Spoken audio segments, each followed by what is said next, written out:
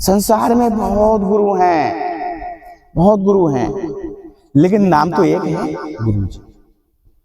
क्योंकि किसी भी संस्था में जाओगे तो सबसे पहला नाम है गुरु जी। गुरु जी बोलेंगे ना, चाहे कोई सी भी संस्था हो, लेकिन गुरु नाम एक ही है। और एक ही क्यों रखा गया है? क्योंकि परमात्मा ही एक है। गुरु नाम परमात्मा का हुआ करता है, कभी भी मानव का नाम नहीं हुआ करता। गुरु नाम परमात्मा का हुआ करता है, इसलिए गुरु जी ही पुकारते हैं। दूसरे उद्देश्य कहने का यह है, आज जिसको ठीक से कहा है, गुरु जी ही क्यों कहा? क्योंकि बगैर गुरु के मोक्ष भी संभव नहीं, मोक्ष संभव नहीं। क्योंकि भक्ति 9 प्रकार की होती है, जिसको नवदा भक्ति कहते हैं। कोई सी भी भक्ति करो, अगर आप हनुमान जी की भक्ति करेंगे तो भी आपके लिए गुरु चुनना है। बगैर गुरु के हनुमान जी भी आपको नहीं मिलेंगे। शंकर भोले की भक्ति करते हो तो भी आपको गुरु चुनना पड़ेगा।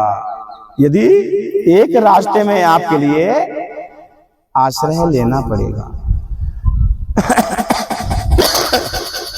क्योंकि बगैर सीढ़ी के आप छत पर नहीं चढ़ सकते। दूसरे उद्देश्य कहने का यह है, अब गुरु कैसे मिलेगा? गुरु कैसे मिलेगा? क्यों आज ठीक से कहा है, किसी से भी पूछो भक्ति कहां से शुरू होगी तो ठीक से कहेंगे नामदान ले लो, भक्ति शुरू। नामदान ले लो, भक्ति शुरू। केवल नामदान से ही भक्ति शुरुआत नहीं हुआ करती है। दूसरे उद्देश्य कहने का यह है, सोते समय भी कहते हैं ना, भगवान तू है, भगवान तू है, भगवान तू है। तो भगवान किसको बोलते हैं? भगवान तो पहचाने होंगे ना, सबने पहचाने होंगे भगवान, सबको मिले होंगे ना भगवान, नहीं मिले? उद्देश्य कहने का यह है, 33 कोटि देवी देवता हुआ करता, जिसमें कुछ भगवान भी हुआ करता। भगवान किसे कहते हैं? भगवान उसे कहते हैं जो भी इस भूमि पर शरीर धारण करके आया था, वो भगवान है। जैसे पुरुषोत्तम श्री रामचंद्र जी शरीर के आए थे ना, ये तो भगवान क्यों कहते हैं? उनके अंदर में 5 तत्व, भा माने भूमि, भग गा माने गगन, भग वा माने वायु, आ माने अग्नि और ना माने नीर। 5 तत्वों से बनाया है शरीर, उसको भगवान कहते हैं। अब ठीक से पहचान करो कि मेरा भगवान कौन था। भगवान तो बहुत है संसार में, हमारा भगवान कौन था? हमारा वो भगवान था। भगवान का काम है दया करना और काल का काम है आ जाना। तो ये पहचान तो आपको भी होगी कि मेरे लिए सबसे बड़ी दया किसने बरसाई थी? वो कौन था ऐसा जिसने सबसे बड़ी दया बरसाई? जिसने हमारे लिए निःशुल्क फ्री खून, हड्डी और मांसपेशियां निःशुल्क दान में दे दी और बदले में कुछ नहीं। दूसरे उद्देश्य कहने का यह है, अपना खून पिलाने के बाद में इतना बड़ा बना दिया ताकि हम यहां तक चलकर आ गए ना। अगर वो हमारे लिए खून ना पिलाती, हमारे ऊपर दया ना बरसाती, तो नारायण हमें ये जगह मिल जाती या कहीं अंत भी जा सकते थे। वो कौन है? वो है माँ। आज याद नहीं आ रहा है, कल याद आएगा। जब हम मौत की सैया पर पड़े होंगे तो ठीक से कहना, अरे मैया इस घोर कष्ट से हमें छुड़ा दो। क्योंकि उद्देश्य कहने का यह है, भक्ति की शुरुआत कहां से होती है? जिसको यज्ञोपवित्र बोला करते हैं। कभी भी घर में आपके हवन कथा रामायण हुआ होगा ना, जो समय का पंडित होता है ना, वो भी आपके लिए आचमन कराने के बाद में इस उंगली में पवित्र पिना देता है, पिनाता है ना। पूरा यज्ञ कराने के बाद में उतार लेता है ना। है कि तुम जैसे में खुश हो वैसे में खुश रहो, क्योंकि आपके लिए ब्राह्मण बनाएंगे, आप बनोगे नहीं है। तो जिसमें यज्ञ पवित्र में 3 धागे हुआ करते हैं ना, 3 ही धागे क्यों हुआ करते हैं, उनके लिए 2-4 लपेटे और भी लगा। मानोगे तो गंगा महारानी और ना मानोगे तो बहता पानी, क्योंकि पहला धागा माँ के नाम का हुआ करता है। माँ तुम्हारा पहला भगवान है, जिसने आपके लिए निःशुल्क फ्री खून हड्डी मांसपेशी निःशुल्क दान में दी, बदले में कुछ नहीं लिया। दूसरा धागा पिता के नाम का हुआ करता है। पिता वो वट वृक्ष है जिसकी छत्र छाओ में हम पले, उसके लिए ना मिला हो लेकिन समय से हमारे लिए सब कुछ दिया होगा ना। जब तक उनकी कृपा नहीं होगी तब तक आपके लिए सच्चा गुरु नहीं मिल सकता।